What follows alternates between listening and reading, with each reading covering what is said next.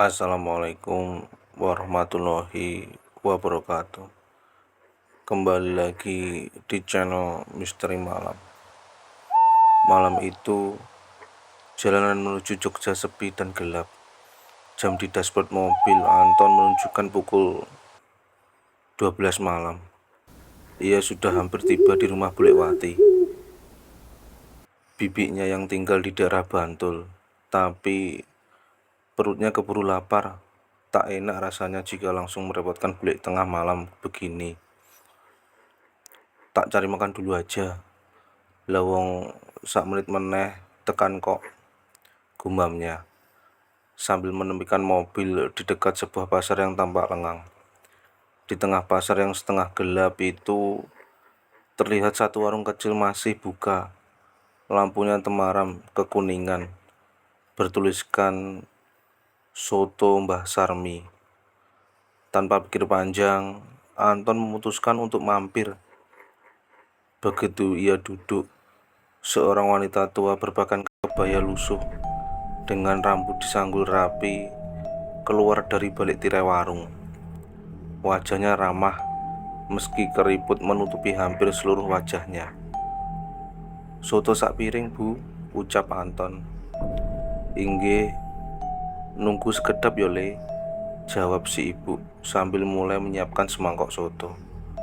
Suasana warung itu sunyi, tidak ada pengunjung lain.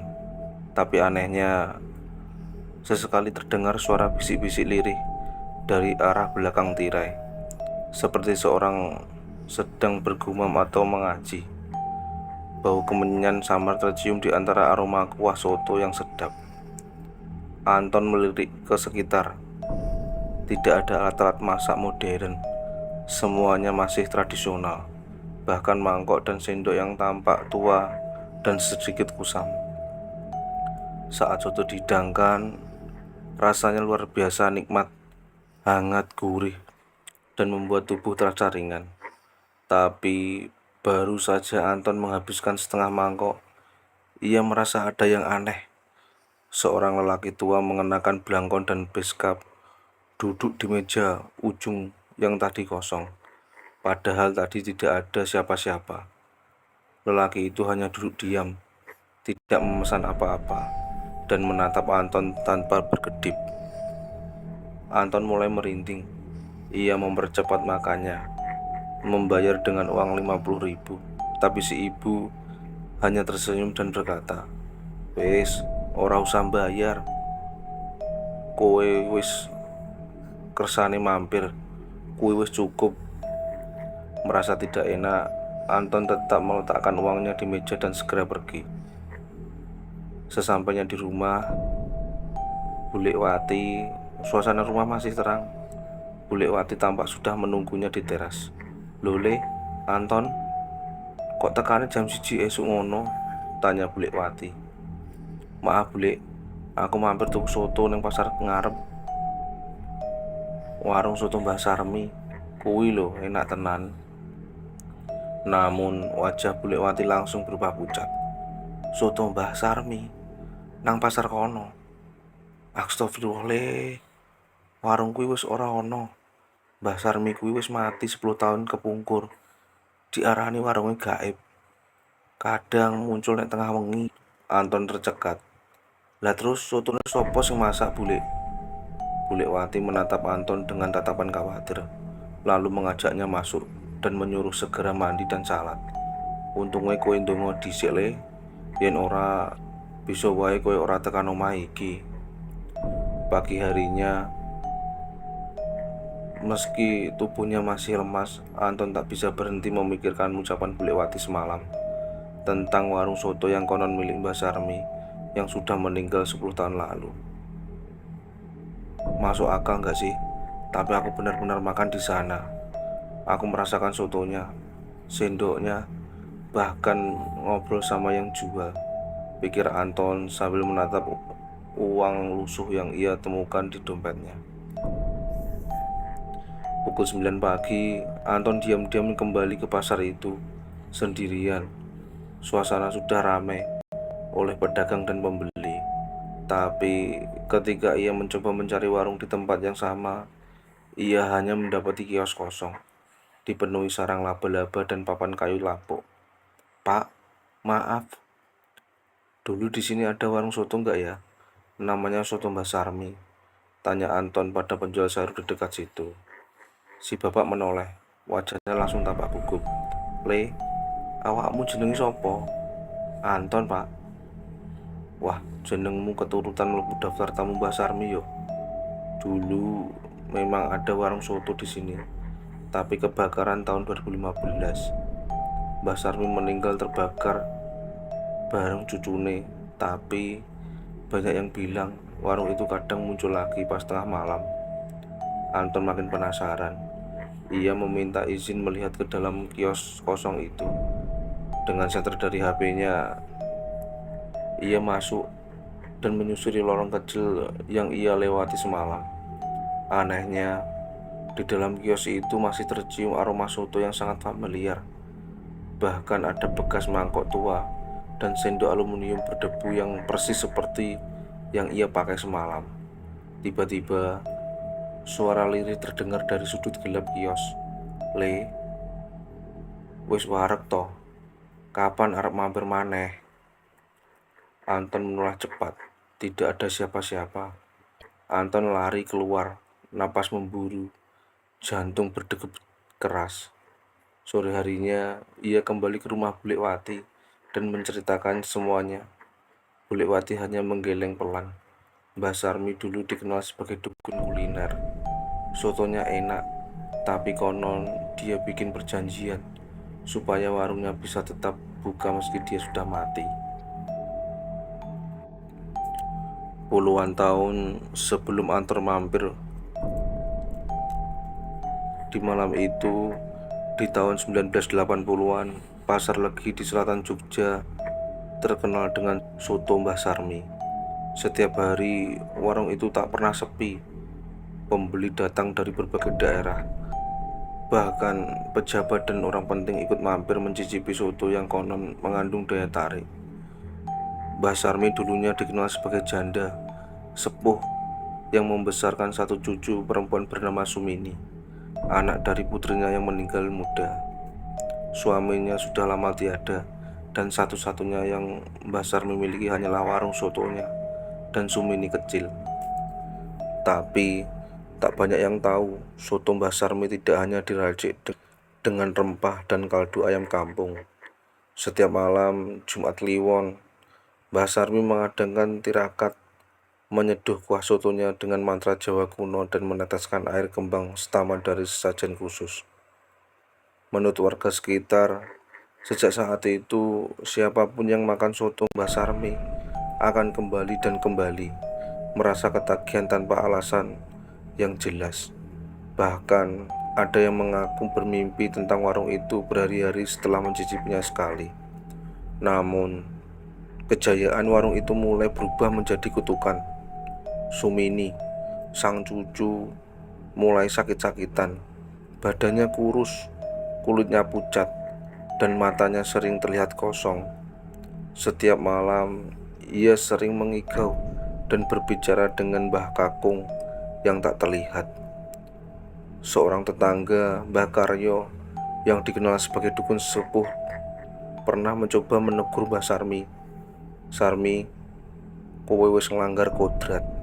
Uripmu saiki nggandeng donya lan alam liya. Kowe ora mung masak kanggo manungsa." Tapi Mbah Sarmi bersikeras, "Warung iki sumber uripku. Nek kudu tak korbanke apa wae, aku siap. Sing penting Sumini selamat." Tak lama setelah itu, warung Mbah Sarmi terbakar. Api membara tengah malam, menghanguskan seluruh kios. Tidak ada yang bisa diselamatkan. Sumini dan Mbah Sarmi ditemukan hangus, berpelukan di balik puing-puing dapur warung. Namun yang aneh, tidak ada bau daging terbakar. Tubuh mereka seperti menguap, hanya meninggalkan abu dan seutas rambut panjang Sumini yang melilit sendok aluminium. Sejak itu, beberapa warga mengaku melihat warung soto itu muncul kembali, khususnya pada malam-malam sunyi. Setelah mendengar cerita itu dari Bulikwati dan tetangga sekitar, Anton makin diliputi rasa penasaran. Ia kembali ke kios terbakar itu malam hari, membawa bunga dan air doa. "Mbah Sarmi, nek panjenengan isih ana ning kene, mugi dipun paringi tentrem. Mugi Sumini ugi tentrem wonten panggonan langkung becik." Saat itu angin berembus pelan. Aroma soto menguar sesaat, lalu hilang. Anton berdiri lama di sana, dan saat itu hendak pergi, ia melihat sesuatu yang membuat bulu kuduknya berdiri. Mangkok tua dan sendok aluminium di pojok kios, bersih, seolah baru saja dipakai. Sudah 3 malam sejak Anton kembali ke kios bekas warung itu, dan sejak malam itu pula tidurnya tak pernah lenyak. Setiap menutup mata, ia merasa seperti berada di tempat yang sama. Sebuah warung kayu kecil, remang, dengan aroma soto yang menyengat dan suasana sunyi yang menusuk. Malam keempat, Anton terlelap lebih cepat dari biasanya. Dan di dalam mimpinya, ia kembali duduk di bangku warung Mbah Sarmi. Tapi kali ini berbeda. Warung itu gelap, hanya diterangi cahaya dari lilin kecil di meja. Kuah soto di hadapannya tampak hitam keruh, bukan kekuningan seperti sebelumnya. Di ujung warung berdiri seorang gadis kecil dengan rambut panjang menutupi wajah. Tubuhnya pucat dan ia memakai baju tidur lusuh. "Mas, tulung ono aku," suaranya lirih, seperti tertahan di tenggorokan. Anton terdiam, mulutnya terasa terkunci, tak bisa bicara. Gadis itu perlahan mendekat, dan saat rambutnya tersingkap sebagian, tampak wajah pucat dengan mata berkaca-kaca. "Aku Sumini, aku durung iso metu. Mbah ngajak aku tetep neng kene." "Sumini, panjenengan kepriwe iso?" Suara Anton tiba-tiba keluar, berat dan serak. Sumini menunjukkan ke arah dapur warung. "Ning kono ana buku, ana janji mbah karo wong alam liya. Mas kudu nemokne kuwi lan ngobong." Seketika warung itu bergetar dan terdengar suara tawan wanita tua dari belakang tirai. "Ora iso, Sumini, kowe duweke warung iki saiki." Api menjilat dinding. Sumini menjerit dan Anton terbangun dengan tubuh basah oleh keringat dingin. Nafasnya memburu di tangannya. Ia mendapati seutas rambut panjang halus bukan miliknya. Pagi harinya, Anton menceritakan mimpinya pada Bulikwati. Wajah Bulikwati langsung pucat. Janji karo alam liya. "Gusti Allah le, kowe kudu nemokke buku iku, tapi aja sembarangan. Aja mung bakar tanpa pamit. Kuwi barang sing digandeng karo roh lan kutukan." Anton pun kembali ke pasar. Kali ini membawa kemenyan, air doa dan tekad. Ia menyusup ke kios tua itu, melewati puing-puing, dan akhirnya sampai ke bagian dapur bekas kebakaran. Di bawah lantai kayu yang lapuk, ia menemukan sebuah kotak kayu kecil berukir, tertutup debu dan abu. Saat dibuka, isinya adalah sebuah buku resep tua dengan tulisan tangan Mbah Sarmi, tercampur aksara Jawa kuno. Di halaman belakang tertulis mantra, pemanggil arwah dagangan dan catatan. "Sing mangan bakal bali, sing sepi bakal kepincut. Warung iki ora bakal mati.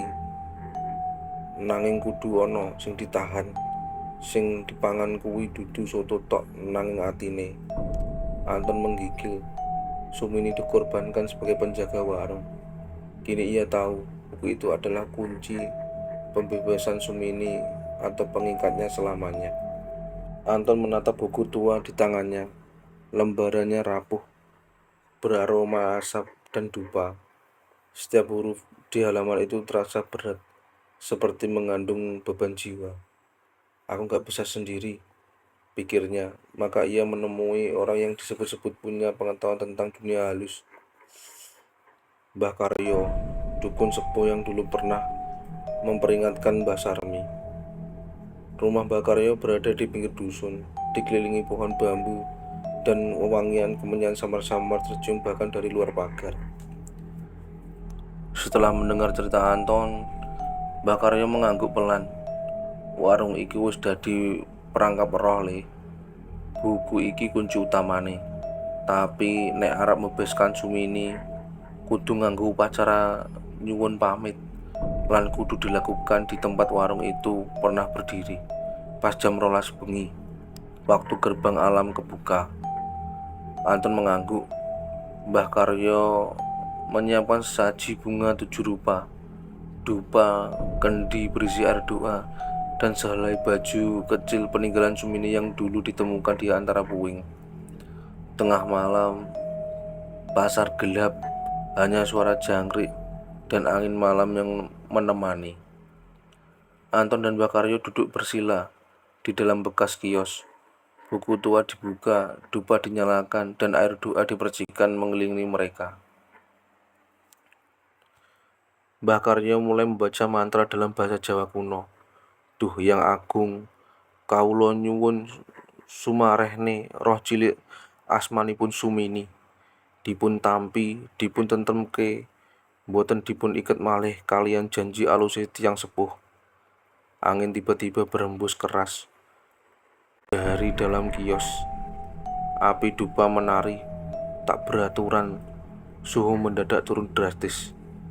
Dari balik tirai puing dapur, sosok Sumini muncul. Matanya basah, wajahnya pucat, tapi kini tampak lebih tenang. Mas, aku wis siap metu, tapi mbah orang izini. Lalu dari belakang Sumini, sosok Mbah Sarmi muncul. Wajahnya lebih tua dari yang Anton ingat dalam mimpi. Matanya merah menyala, bajunya hitam terbakar, tangannya menggenggam sendok besar. Sumini duweku, ora iso lunga, nek kowe sing nyuwun. Mbah Karyo berdiri menghadang. Sarmi, kowe wis kaken nglanggar. Leluhur wis ora rido. Kowe nyekel warung gaib iki nganggo nyawa cucumu dhewe. Seketika api muncul di sekitar kios, tapi Anton dengan tangan gemetar membuka halaman terakhir buku itu dan membacakan mantra pamungkas. Saking ati tulus, nyuwun pamit, sumarehne cilik bali marang asale, bebas saka iket warung iki, mugi tentrem. Sumini menatap Anton lalu mengangguk. Air dari kendi Mbah Karyo disiramkan ke arah Sumini dan Mbah Sarmi. Cahaya putih membuncah, membutakan mata. Suara jeritan menggema lalu hening. Saat cahaya mereda, Sumini telah hilang. Tak ada lagi api, tak ada lagi warung. Hanya Anton, Mbah Karyo, dan puing-puing tua yang basah oleh embun malam. Pagi harinya, kios itu sudah bersih, seolah tak pernah terbakar. Buku tua itu kini kosong, halamannya putih semua. Tak ada tulisan, tak ada bekas mantra. Bulikwati menyambut Anton dengan tangis haru. Matur nuwun le, kowe wis bebaske Sumini. Anton hanya tersenyum kecil. Di dompetnya masih terselip uang soto dari malam pertama. Tapi kini kertas itu berubah jadi daun kering, rapuh, dan mudah hancur. Warung itu tak pernah muncul lagi. Tapi setiap kali angin malam berembus pelan di sekitar pasar, kadang terdengar suara sendok beradu dengan mangkok, seperti mengenang soto gaib Mbah Sarmi.